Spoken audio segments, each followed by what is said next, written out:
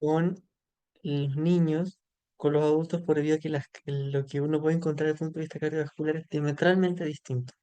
Entonces, cuando a ustedes les toque examinar niños, adolescentes, es la forma en que lo abordan y lo que van a pensar tiene que ser. No en la parte de electro, eso ya es para harina de otro costal. Entonces, el primero que nada, tener algo, la incidencia de cardiopatías congénitas en un 1% total de recién nacidos, pero además otro 90%, más de los 90% de los niños van a tener algún soplo o dolor torácico en algún momento de su vida. Dando una adecuada historia clínica y un adecuado examen físico son indispensables para orientar una posibilidad u otra. Entonces, en la historia clínica, una de las cosas que más consultan y que más le van a decir, un soplo. Primero que nada, ahí es súper importante recabar la historia para ver si es que tiene alguna relevancia o no. Los antecedentes familiares, sobre todo antecedentes de cardiopatías o enfermedades cardíacas, malformaciones cardíacas, es muy importante porque aumenta el riesgo de eso. Eh, Aumenta el riesgo de que el paciente lo sea y no todas las cardiopatías van a tener síntomas o van a ser percibidas, poder ser escuchadas, percibidas, pesquisadas en el periodo neonatal. Entonces les puede llegar perfectamente un cabro de 10 años por un soplo y tenía una cardiopatía congénita. De hecho pasa en adultos. Los antecedentes mórbidos, también antecedentes de cardiopatías congénitas que a veces con las cirugías que se les hacen pueden quedar con algún tipo de soplo y tengo que tenerlo en cuenta. O por ejemplo, pacientes con anemia que por solo o con fiebre, por eso solo con ese aumento de la frecuencia cardíaca, o sea, hiperdinamia que le llamamos, pueden tener un soplo por ser solo hecho de tener eso. Los antecedentes perinatales, por ejemplo, también diagnóstico antenatal de enfermedad cardíaca, de malformaciones, si dieron un tratamiento, si fueron operados de algo, etcétera.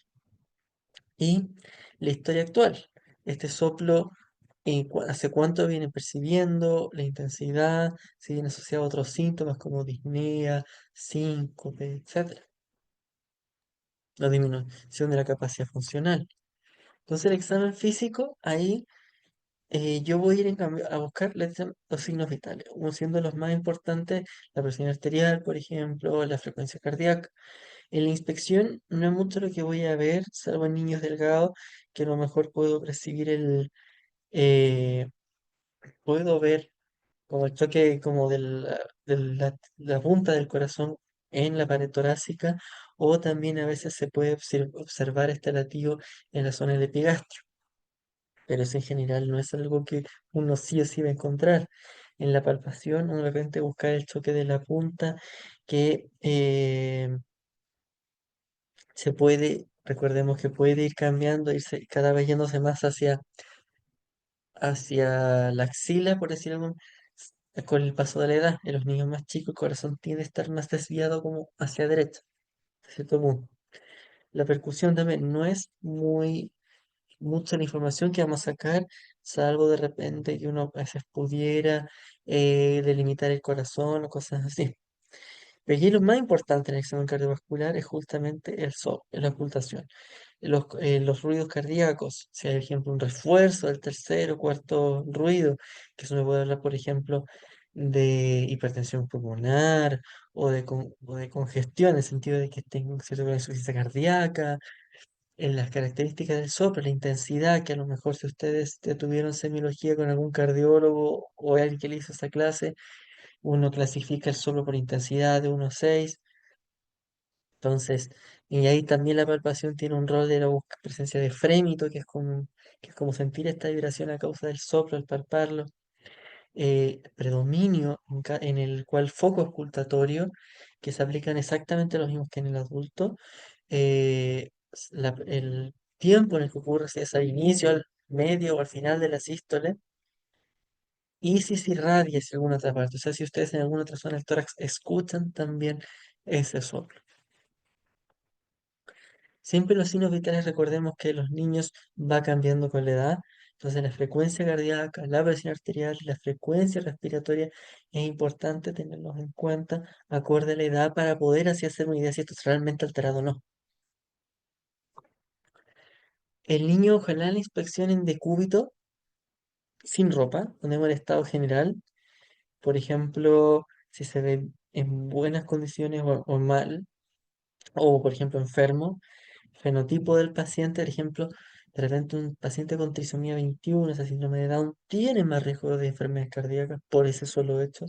La respiración, si esto respira normal o una respiración dificultosa, anomalía en la forma del tórax, y como vimos la respiratoria, las venas yugulares, el pulso carotídeo, si hay presente, que no es raro que en un niño lo vea, pero si se ve, ojo, en las venas yugulares no debería por qué verlas ingurgitadas. Y el pulso carotídeo en niños delgados también puede ser mucho más visible a simple vista. La presencia de cianosis. La periférica, recordemos que que es básicamente de los dedos, puede ser normal o puede ser fisiológica o no. En cambio, la central, que por ejemplo los labios principalmente, siempre es patológico. Y el estado nutricional, pacientes con cardiopatías, con cardiopatías congénitas que están siempre, que están descompensados, van a tender a costarles mucho más que suban de peso. En la palpación, bueno, vamos a palpar justamente el corazón, por ejemplo, hiperdinámico, cuando late muy fuerte, eh, el toque de la punta, la presencia de frémitos, como hemos visto. Nos sirve de ver otras cosas además del tórax, lo que es las visceromegalia, como la hepatomegalia, que es un signo de que básicamente se está congestionando hacia atrás, a la presencia de artritis en casos mucho más severos, y los pulsos periféricos, que siempre debería palparlos hasta el final. Ojo que los niños es mucho más difícil, en las guaguitas sobre todo, palpar los pulsos, entonces tengo que sacar la práctica, sacar la sensibilidad en los dedos para poder verificar esa información que puede ser en algunos casos muy importante. Entonces, clasificar algunas formas en que yo puedo clasificar los pulsos arteriales. eh, y como ustedes ven aquí hay tanto cardiopatías congénitas como pacientes comprometidos, por ejemplo, infectados, en shock, sano o de repente con algunas otras enfermedades, las alteraciones cardíacas, por ejemplo, valvulares, etcétera. La ocultación en el ambiente tiene que ser adecuado, generalmente tranquilo, y es una exploración complementaria donde caracterizo sobre la localización. ¿Cuál punto? La intensidad, que esto de 1 a 6 que uno clasifica, la localización en el sístole o en diástole. La duración, si es en el principio, el final, si dura toda el sístole o dura sístole y diástole, etcétera. Y el timbre, que en realidad eso se describe así, es como de repente hay sonidos que eran más graves, más agudos, como más como soplos, se describen locomotora, que todas estas cosas clásicas de la semiología, que en realidad no es tan importante, sino más bien como localizarlo en el ciclo cardíaco, localizar en el tórax y la intensidad, yo diría que son las cosas más importantes que ustedes tienen que ser capaces de identificar. Los tipos de soplo. Los pansistólicos, que son básicamente aquellos que son todas las diástoles, en eyectivo, que se describe, por ejemplo, esto como en diamante, que es parte es donde es más fuerte es al medio, al principio y al final. Y tenemos los otros diastólicos, que en general son mucho más difíciles de caracterizar, pero todo soplo diastólico es patológico. Quédense, lo que me iba a decir, quédense con eso. Quédense con eso. Pero también tenemos soplos, por ejemplo, los soplos continuos, que por ejemplo hay una enfermedad que es el ductus arterioso persistente, que como ustedes recordarán muy bien de embriología de primer año, eh, es un vaso que conecta la aorta con la arteria, la rama principal de las arterias pulmonares, y que cuando sopla, como la presión, esto es diferencias de presiones, como la presión arterial es más arterial sistémica, siempre en sístole y en diástole es mayor que en la presión arterial pulmonar, se tiende a escuchar un soplo que es en forma continua, o sea, sistodiastólico. Y aquí tenemos eh, caracterizado, por ejemplo, elementos que nos orienten a soplos inocentes, o sea, soplos que uno puede escuchar a sus respectivas edades, características, pero que a diferencia de todo lo que estuvimos conversando, esto no tiene ninguna relevancia, no tienen eh, mayor relevancia clínica. En general son soplos sistólicos, primero que nada, soplos que no hay síntomas asociados, de baja intensidad, uno, dos, no más que eso, y en general la mayoría de veces se controla y se pasan con el tiempo.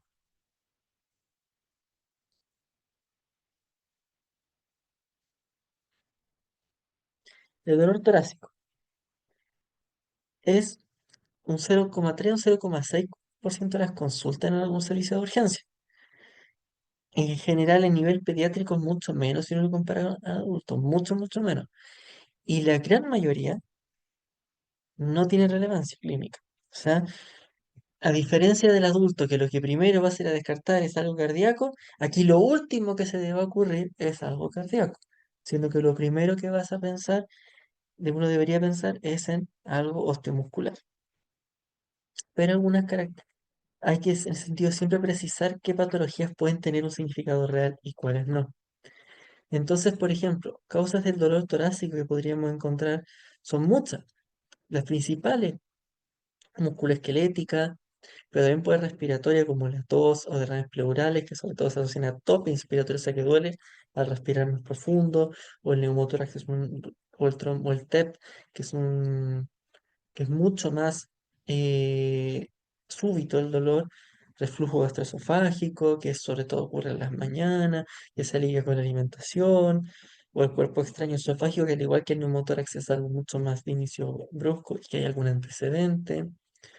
De causas psicógenas, por ejemplo, la crisis de pánico, em,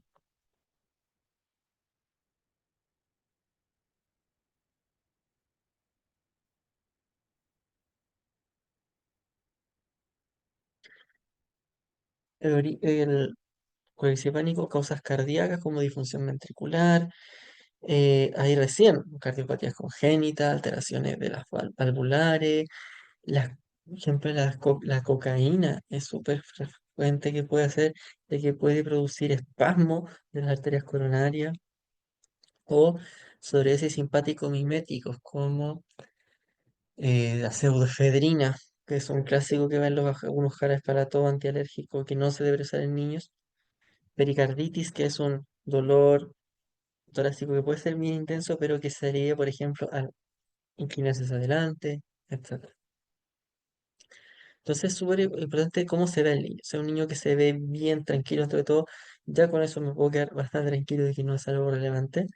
Y la anamnesis entre test familiares, desmemorios, por ejemplo, buscando alguna sintomatología que varía entre cosa, cómo empezó el evento, si fue gradual, progresivo o fue bien brusco. em, Buscando caracterizar, si, por ejemplo, al palpar alguna zona en particular duele más que otra, y así con eso ir eh, deduciendo cuáles serían las características principales. En ese sentido,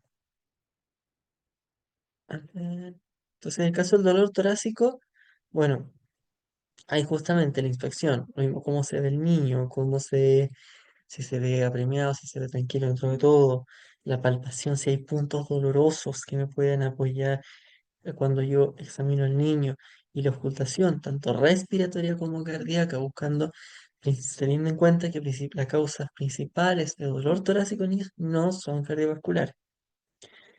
Exámenes complementarios para el dolor torácico, más que nada para electrocardiograma, que, me, que no vamos a entrar a más detalles ahora. Radiografía de tórax, buscando, por ejemplo, causas respiratorias o causas musculoesqueléticas, por ejemplo, una fractura de costilla.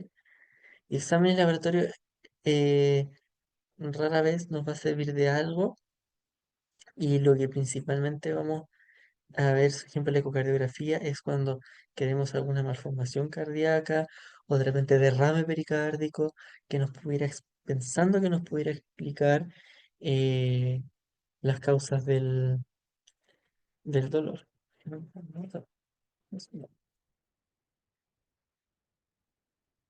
El síncope.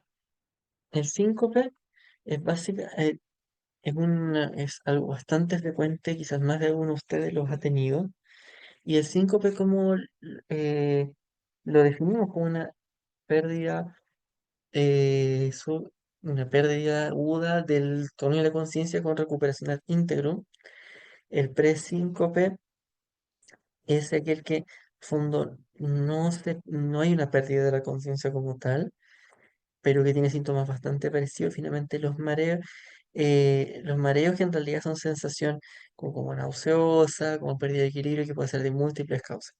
La mayoría de los síncope existe de causas cardiovasculares y no cardiovasculares, y por eso estamos viéndolo ahora. La mayoría de los eventos son de naturaleza benigna. Sin embargo, justamente hay asociación con muerte súbita, que son arritmias malignas que pueden generar incluso la muerte. Y por eso ahí radica lo importante de reconocer el síncope que realmente puede ser de riesgo o no. Entonces, ¿cómo lo vamos a clasificar? Por un lado, el síncope vasovagal, que es el clásico por disautonomía, y en donde básicamente la gente se desmaya, que es frente al ejercicio, de repente estar mucho rato parado, etcétera, pueden presentar este tipo de, de eventos, o el espasmo del selloso, que es una situación que puede darse en algunos lactantes frente a llanto y o estrés emocional intenso. Y por otro lado, tenemos el que afortunadamente menos frecuente, síncope de origen cardíaco, que puede ser lesiones obstructivas, o sea, malformaciones cardíacas nuevamente, disfunción miocárdica, que afortunadamente son raras, pero básicamente que el músculo cardíaco frente a alguna situación es incapaz de manejar este aumento de la exigencia del gasto cardíaco o por arritmias, tanto por taqui, bradiarritmia, el síndrome de QT largo que básicamente en el electrocardiograma, perdón, estoy posturno, sí, disculpen la tontería que acabo de decir, el electrocardiograma hay intervalos normales y anormales para las ondas, los intervalos entre cada una de ellas. eh, Esto que se ve aquí básicamente es la onda T, complejo QRS, la onda P, que esta es la contracción auricular, contracción ventricular, y esto es la repolarización del corazón. Este intervalo, cuando es más largo de lo que debería ser, tiene riesgo de arritmias malignas, fibrilación ventricular, muerte, etc. Entonces, en general, ¿cómo yo voy a identificar un síncope de origen cardíaco? Que se desencadena frente al ejercicio, situaciones de estrés, que no hay un pródromo, no hay como un mareo previo, que eso, por ejemplo, muy de vasovagal, que se puede acompañar de dolor torácico o palpitaciones, y en particular en caso de pacientes cardiópatas, si tengo ese antecedente, tengo que ir a descartar un síncope de origen cardíaco. ¿Cómo hacer la anamnesis? Obviamente los antecedentes, las características del evento, en qué situación estaba, si tuvo un factor predisponente, como situación estresante o ejercicio, si hubo síntomas previos a que tuviera esta pérdida de conciencia, cómo fueron las características, si hubo pérdida del tono, convulsiones, etcétera, como si hubo una recuperación ad integrum, o sea que el paciente después queda normal, y si ha tenido episodios previos. El examen físico, bueno, básicamente más o menos lo mismo que nosotros hemos hablado, o sea, ir a visualizar todo lo que es la cirugía cardiovascular, cómo se ve el niño en su estado general, cómo respira, eh, cómo si hay alguna formación en la del tórax, los signos vitales, presencia de soplo, etc. El electrocardiograma, la glicemia son los de los que más nos va a ayudar porque si la hipoglicemia también puede provocar pérdida de conciencia. Y los diagnósticos, siempre, hipoglicemia, epilepsia, crisis de pánico, síndrome vertiginoso, que ahí, por ejemplo, el mareo puede ser parte de eso, migrañas. intoxicaciones, siempre en un paciente que tenga síntomas agudos que yo no puedo explicar, tengo que tener en consideración las intoxicaciones, sea por drogas, por medicamentos, intentos suicidas, accidentales, lo que sea.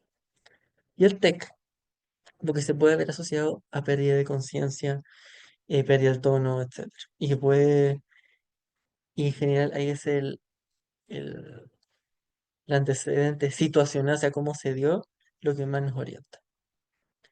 Y eso, no me voy a referir al electrocardiograma en su caso, porque eso es en materia de cuarto año y no voy a enredarlos con eso cuando no les corresponde. ¿Dudas? ¿Consultas?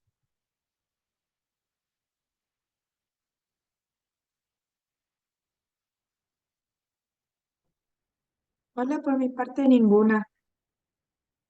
Ya, súper. Todo bien de mi parte. Sí, todo bien, profe. Entonces,